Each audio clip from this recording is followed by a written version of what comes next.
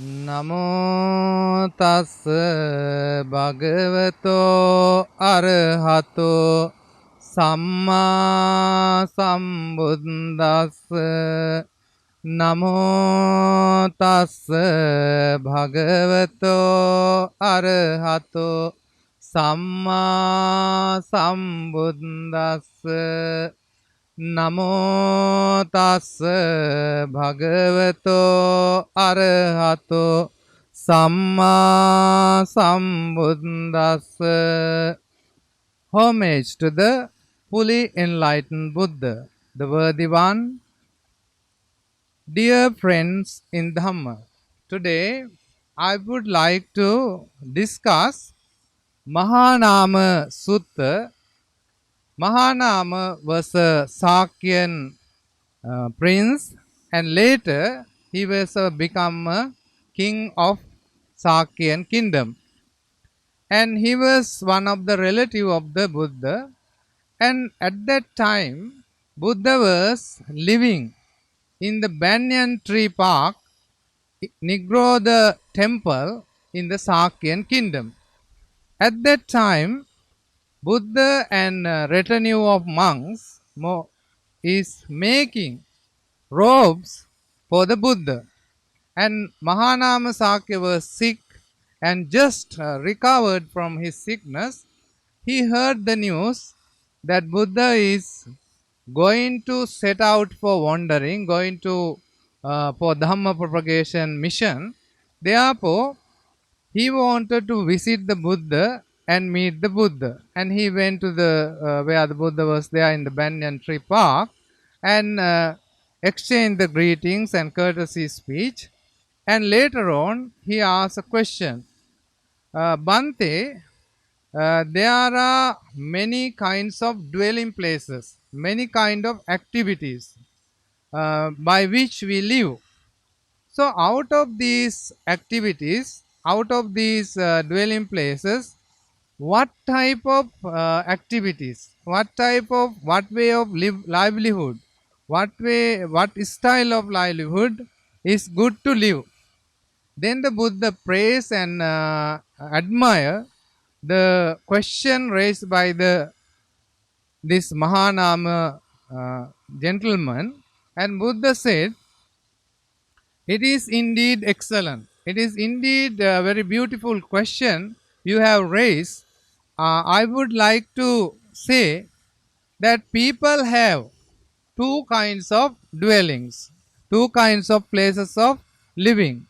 One places of living is that you have a physical house and you have all the amenities, all the furnitures and everything you need to live. But Buddha here is not talking about your day-to-day living house, living room. Buddha is talking about here mental living. Mostly we think that our physical living or our abode in our house is our living place. But if you go into deep into yourself, and you can understand that it is more important, it is more peaceful if you can understand your inner living place, that is your mind. So Buddha said, if you practice, if you are a lay follower, if you want to come open the door of Dhamma, if you want to understand the path of Dhamma, there are 5 way of livings or 5 qualities you need to develop. The first quality Buddha has explained is the faith.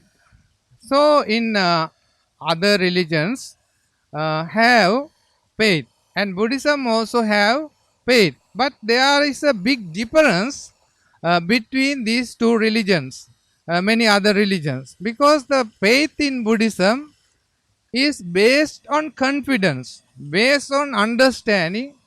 Buddhism never encourage blind faith. Buddha always encouraged to investigate, research and understand the Dharma. As if you are testing your gold or any other silver or any other metal, you will do it by cutting the metal, or you will do it by burning the metal, or you grind it. In that way you can find out, okay, these are pure gold, these are pure natural metals. So in a similar way, if you are a really good Buddhist, if you want to understand the teachings of the Buddha, you don't need to follow blindly. You have to uh, understand the Dharma through investigation, through your deep uh, research. What is this Dhamma? Is this useful for me? Is it work for me? In a similar way of thinking, we need to develop when we are developing the Saddha. So, Saddha has a serene aspect, kind of respect for the Buddha, for the Dhamma, for the Sangha. So, this is the great first step to the path of Dhamma. Without Saddha, one cannot walk on the path of Dhamma. So, when we understand the Saddha, Buddha say in the virtues of the Dhamma, Sakato stanza, Ehi passiko.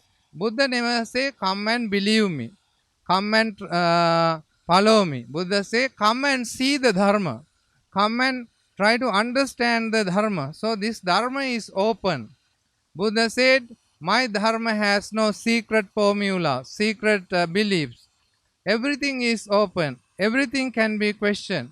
In some religious traditions, if you question their holy book or holy text, they sometimes they punish or ban, or they are expelled from the order. So they have to follow the teachers or their religious leaders instructions and the teachings blindly. You cannot question, you cannot investigate, you cannot anyway experiment with or argue with or debate with. But in Buddhism, it is not so. We can ask, is the Dharma work for me? Is it useful for me? Is it good for me? Similar way, we can understand and go into the deep levels of Dharma through investigation. So Buddha says this Dharma is for those who have confidence. Why we have to confidence about Dharma? Because if you have confidence of the doctor, if you have the confidence about the teacher, you can learn very well from your teacher, because you have a confidence that your teacher is a competent teacher, your teacher is an expert in his subject. Similar way, if you can develop a confidence towards your teacher, you will succeed in education. Secondly, if you take an example of doctor, if you have confidence on the doctor, you will think that his prescription are good, he is well educated, he has mastered his trade. So you will take the medicine with confidence, then it will work. So similarly, the confidence we are putting towards the Buddha is temporarily we are thinking that Buddha's teaching is good for me. It's like a hypothesis in the scientific, it's like a preposition in the logic. You first believe temporarily that it will work for me. Once you do it and you will experience by yourself, when you have a personal experience yourself, then you will understand. Therefore, it is very important for us to understand that Saddha is very important aspect of the Buddha's teaching. But it is not the blind faith, it is not the without facts. This Saddha based on facts. Secondly, Buddha says this path of the Buddha one must practice with persistence. And person who is lazy, who does not have energy, who does not make effort, cannot work the path of the Buddha. Why? Because you have to practice ardently, eagerly, with enthusiasm, with understanding, you have to follow the teachings of the Buddha. So the second, this is called in the Eight Noble Path, the right effort. Without right effort, even you cannot eat. Without right effort, even you cannot pass the examination. So similarly, in the Buddha's path, if you want to have a success in to reach the higher state of meditation, to reach the higher level of understanding, to have a clear vision of the Dhamma, then you must make effort. Buddha always explain the four kind of effort. The four kinds of effort Buddha explain are: firstly, you have to uh, destroy and abandon all the unwholesome deeds you are having at the moment. Uppannanam akusalanam dhammanam pahanaya. To eradicate all the defilements, all the demeritorious deeds you are presently doing. Then second effort you must take is Anuppannanam akusalanam anuppadaya. You should not allow to sprout or to start new unwholesome, wicked, cruel, bad thoughts in your mind. So this is the second right effort. And thirdly, you must cultivate good efforts you are already having in your mind. All the good habits, all the good actions, all the good words, all the meritorious deeds you are doing must continue to do in order to do this right effort. And fourthly, if you haven't started any good efforts, any good meritorious deeds, it is your duty, it is your right effort that you must start them. I couldn't so far do this kind of meritorious deed. I couldn't so far do follow the observe the precepts. So I must try to start observing precept from today onwards. So similarly, you have to observe the good qualities, start new ventures, to develop, to walk on the spiritual path. So this is the fourth effort you should have. And also Buddha explained that when you practice, you have three levels of effort. One is the initiative effort, and the second is the continuing effort, and the final effort is to reach the final stage. Therefore, we need to have this in order to have a success in the Dharma path. We need to have the effort and the persistence. Thirdly, we must have the practice of mindfulness. Today, of course, we are having enormous avenues and enormous methods of receiving enormous amount of data, enormous amount of information.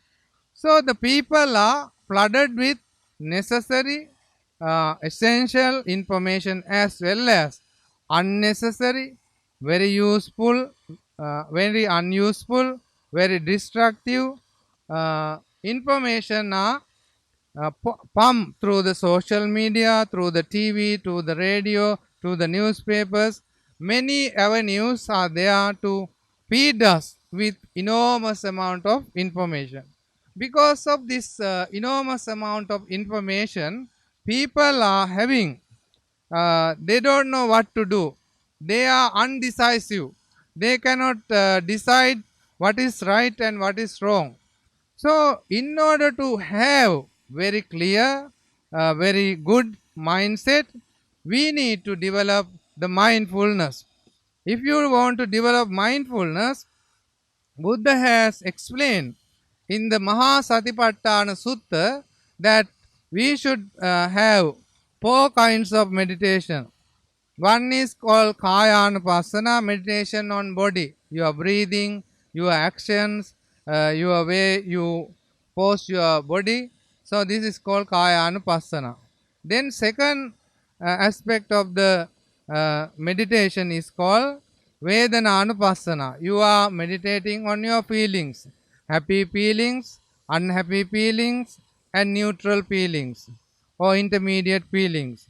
So then you have Chittanupassana, meditation on mind and thoughts process. And the fourth meditation method is called Dhammanupassana. You meditate on the phenomena around our world.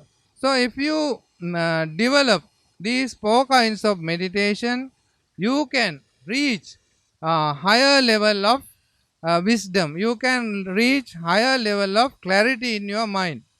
So this is very important for us to see the truth and see the reality of our world. So if you have a muddy water, if you have a boiling water, if you have a dirty water, you cannot see the bottom of the lake or bottom of the any kind of reservoir. So if you can develop your mind with the meditation, then you can see the uh, clarity and the wisdom of your mind. Then the fourth practice Buddha explained for Mahanama is the concentration. If you develop meditation, then your mind is centered around concentration. Because nowadays children and parents all are unconcentrated. They cannot pay attention. They cannot pay attention for a long time. Therefore, they are very unsuccessful. Their education, their career, their jobs, their activities. So it is very important for us to have a concentrated mind, not distracted mind, not muddled mind. So if we can develop the concentration, that will help us to develop a good mindset. And the last one is the uh, discerning, understanding. When you have the meditation, when you have the concentration, then you have the understanding. So Buddhism path is from ignorance to wisdom, from unknown to known. So if you want to reach the unknown to known, you need to develop this level of discernment, understanding in your mind. And Buddha also explained that if you want to further develop in your activities, your behavior, your way of living in a mind, Buddha says we need to practice generosity. When we are practicing generosity, we can avoid our greedy feelings, attachment, and we can develop the sense of freedom, letting go. So that is why Buddhism always encourage that we should have clean hands. We should have a mind that is very pleasing to give. When others are practicing generosity, we must be happy. Oh, good, these people are doing good meritorious deed. I also rejoice their deeds. I also very happy about their good deeds. So in that way, we can develop generosity. And also, when we develop the generosity, we should not forget it. We always come into our mind that I have done on such and such a day, I have done this kind of good deeds, and recollect and reflect. This is what called Buddha kind of meditation. This is called Chaga Anusati. You reflect what you have done. You may have done many acts of generosity, many acts of charity. So when you do many acts of charity, you must develop this kind of recollection, reflection. Oh, I could able to do this kind of meritorious deed. And the second reflection Buddha said is the virtue.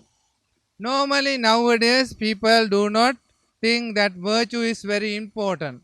Virtue has a part to play in our life, in our spiritual life. So some people just repeat the stanzas, repeat the precept, but they don't follow.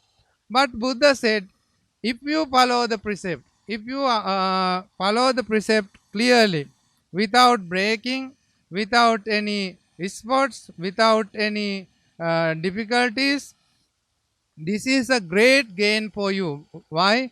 Because when you look back at your life, you can see that I have done such and such a very beautiful acts. I have followed the precept.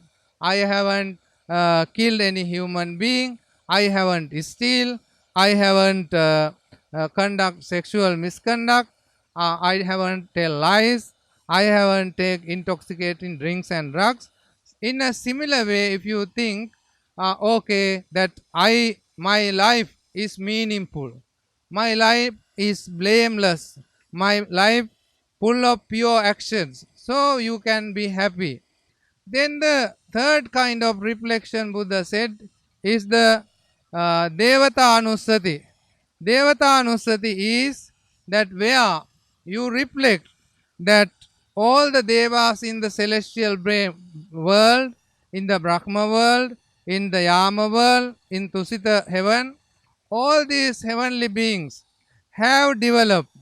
They have developed virtue. Because they have developed virtue, they are reborn in the five six heavenly realms and other Brahma worlds. So similarly, I also have developed virtue. They also develop compassion. Similarly, I also have developed compassion. In similar way, if you reflect that this Devata Anusati, you can regain recollection of unbroken, good, meritorious deeds you have done. So in Mahanama Sutta, Buddha says, when you are walking, when you are talking, when you are sitting, when you are lying down, when you are with the children and wife, when you are doing your activities or your job, so we can always think about our way of uh, mind, how our mind works. So that is why Buddha explained in Mahanama Sutta that we need to reflect always, not unnecessary nonsense in our mind, not daydreaming in our mind, but we can always remember and reflect the virtue of the Buddha, virtue of the Dhamma, virtue of the Sangha. So, when we are reflecting the virtue of the Buddha, Buddha is a fully enlightened person. Buddha has explained he reached enlightenment by himself. He doesn't do any bad things publicly or in private. He is the teacher of God. He is the teacher of men. He is having great compassion towards all human beings. So, therefore, if you reflect the virtues of the Buddha, then what happens to your mind? Then you raga pariyuttita chittang nahoti. If you have developing the virtues of the Buddha, reflecting the virtues of the Buddha, you won't see any bad thoughts. You won't see any anger arising in your mind. You won't see any hatred arising in your mind. You won't see any passion, any sensual desire arising in your mind. You won't see any anger arising in your mind. You won't see any delusion arising in your mind. Not only that, you must also reflect the virtues of the Dhamma. Dhamma is straightforward. Dhamma is beautiful. Dhamma is beautiful in the beginning. Dhamma is beautiful in the middle. Dhamma is beautiful in the end. So Dhamma is giving results at this moment. The Buddha's Dhamma is now 2600 years old. Is still in Europe, America, everywhere. People are using the Buddha's teaching, especially mindfulness, especially Satipatthana Sutta, especially Eight Noble Path, Four Noble Truth.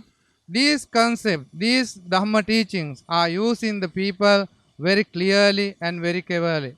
And also, if you reflect the virtues of the Sangha, you won't have, you will have no any passion arising in your mind, any anger arising in your mind, any delusion arising in your mind. So, whether you are walking, sitting down, lying, talking, doing your job, or meeting your friends, so we can live our life mindfully, from moment to moment, mindfully, not in daydream, not in thinking unnecessary nonsense in our mind. So if you develop this kind of mindset in our mind, that will bring you peace, because our peace is destroyed by wandering mind, wandering thoughts. So we need a peaceful mind. So if you need a peaceful mind, you should develop the Buddhanusati, the reflection of the Buddha's virtue, Dhammanusati, the reflection of the virtues of the Dhamma, Sanghanusati, the reflection of the virtues of the Sangha, and also Chaganusati, reflection the good qualities of generosity, and reflection of the virtue of observing precept, and reflection of becoming a god by developing good qualities. So dear friends, the Mahanama Sakya, the king of the Sakyan kingdom, was very pleased of the Buddha's teaching, and he began to develop this reflection in his life and reach in higher state of sublime state of uh, clarification, emancipation in his mind. So, dear friends, let us develop unwavering faith in the Buddha, unwavering faith in the Dhamma, unwavering faith in the Sangha, and let us improve our spiritual life. So, may the Buddha, Dhamma, and Sangha guide you, bless you, and protect you.